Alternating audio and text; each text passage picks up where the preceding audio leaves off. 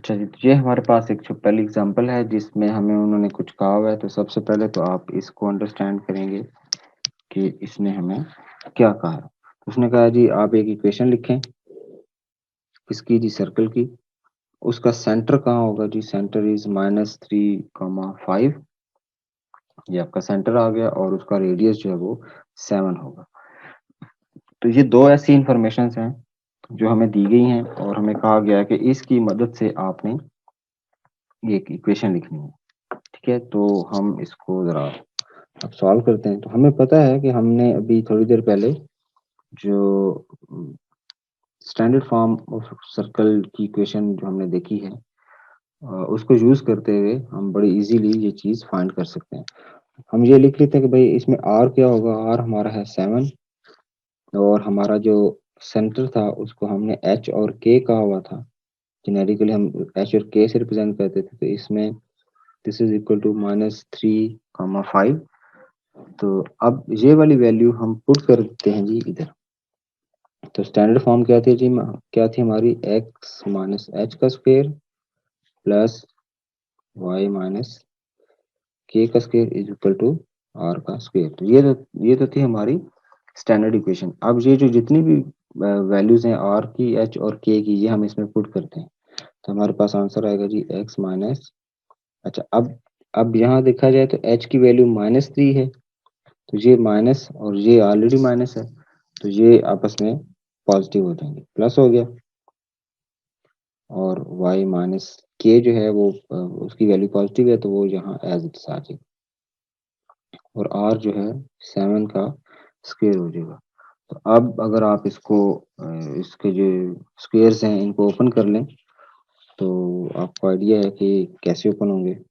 x का square +9 plus 6x, ये इसका स्क्वायर आ गया, प्लस y का square plus 25 minus 10y is equal to 49। ठीक है जी, तो सिंपली मैंने क्या किया, मैंने ये दोनों जो स्क्वायर्स बन रहे हैं इनको करके तीनों स्क्वायर्स को ओपन कर लिया, तो ये मेरी इस तरह की फॉर्म बन गई। अब मैं थोड़ा सा इनको रीअरेंज कर लूंगा।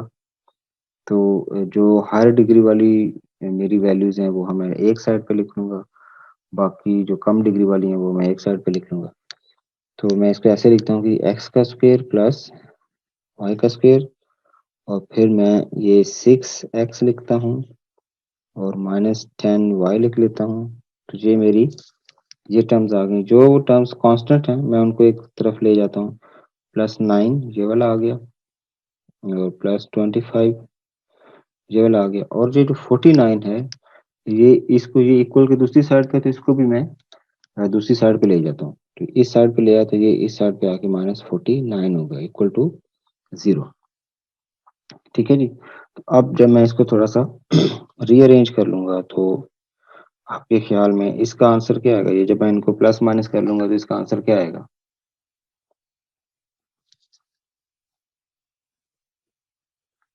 15 सर।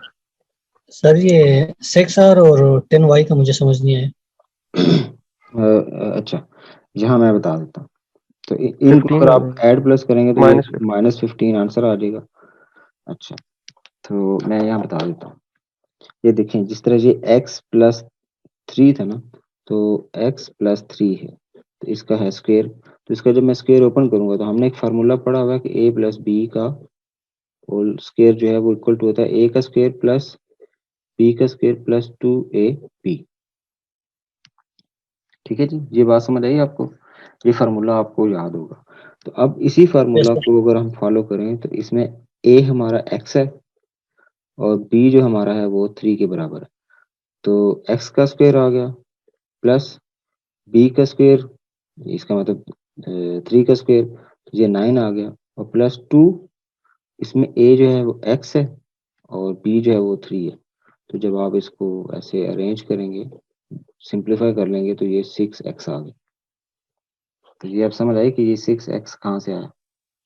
यस सर, समझ आ गया। और इसी तरह फिर उधर से -10 आ रहा है, क्योंकि यहाँ इस केस में आपका जो ये बन रहा है स्क्वायर वो माइनस वाला बन रहा है, तो यहाँ माइनस आ जाएगा और फिर वो 10, उसी तरह 10y आ जाएगा। तो इस तरह ये समझ गया वैल्यूज सर। आ गई। तो ये असल में आपका फाइनल आंसर है जिसको, तो ये आपकी इक्वेशन आ गई है उस सर्कल की जिसका रेडियस 7 था और वो सेंटर था -3, 5 पर। तो ये एक बड़े ही सिंपल सी एक, एक टास्क थी, एग्जांपल थी कि भाई किस तरह हम इक्वेशन का पता कर सकते हैं। ठीक है जी। अच्छा जी, ये जो सेकंड एग्जांपल है इसमें उसने बिल्कुल उसी तरह का हमसे कहा हुआ है कि भाई आपने काम करना है कि आपने इक्वेशन पता करनी है जिसमें रेडियस जो है वो 2 है आपका और जो सेंटर है वो 3, 4 पर एग्जिस्ट करता है। तो हम उसी तरह बिल्कुल सेम पैटर्न पे आर लिख लेंगे कि आर इज 2 और एच कमा के जो है दिस इज इक्वल टू 3, 4। तो अब आप मुझे बताइएगा कि इसका फाइनल आंसर क्या होगा, वो आपने मुझे बताना है। अपने पास सॉल्व करें और मुझे बताएं कि जब मैं इसको स्टैंडर्ड फॉर्म में पुट करूंगा तो x माइनस एच का पहले मैं स्टैंडर्ड फॉर्म लिख लेता हूँ ताकि हमें कंफ्यूजन ना हो। और अब हम x माइनस एच की जो वैल्यू, अब इसमें दोनों पॉजिटिव वैल्यूज हैं तो इसका मतलब x-3 आ जाएगा जी, इसका होल स्क्वायर y माइनस 4 का होल स्क्वायर इक्वल टू 2 का स्क्वायर। तो अब आप मुझे इसको सॉल्व करें अपने पास और मुझे बताइए कि इसका आंसर क्या होता है।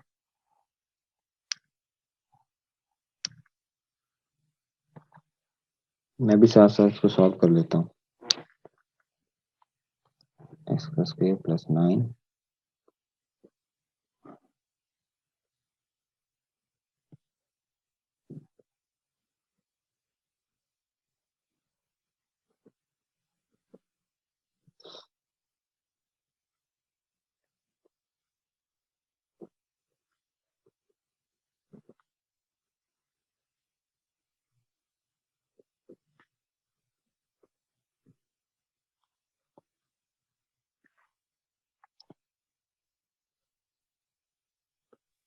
सर हो गया, आंसर है X square plus Y square minus 6x minus 8y और प्लस 21। अच्छा जी -8 है, मैंने गलती से पॉजिटिव लिख दी। लास्ट में क्या कांस्टेंट आया? Sir plus 21। 25।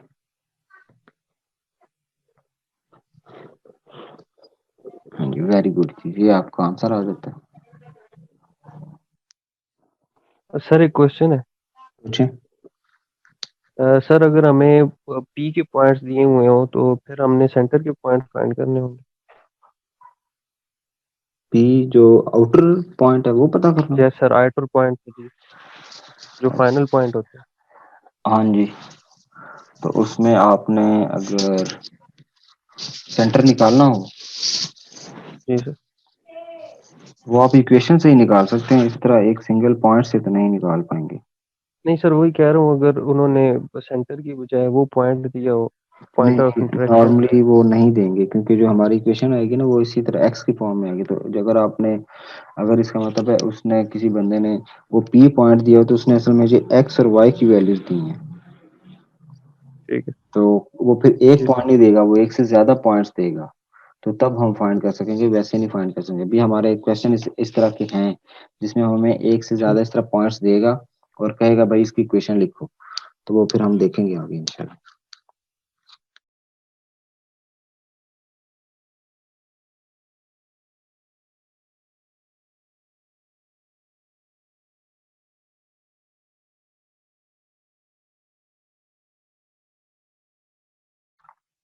अच्छा जी, उसने हमें ये इक्वेशन दी है, वो कहता है जी ये इक्वेशन है किसी सर्कल की और ठीक है। तो आपने इसमें पता ये करना है कि इसका सेंटर क्या है और इसका रेडियस क्या है। तो ये कैसे आप पता करें?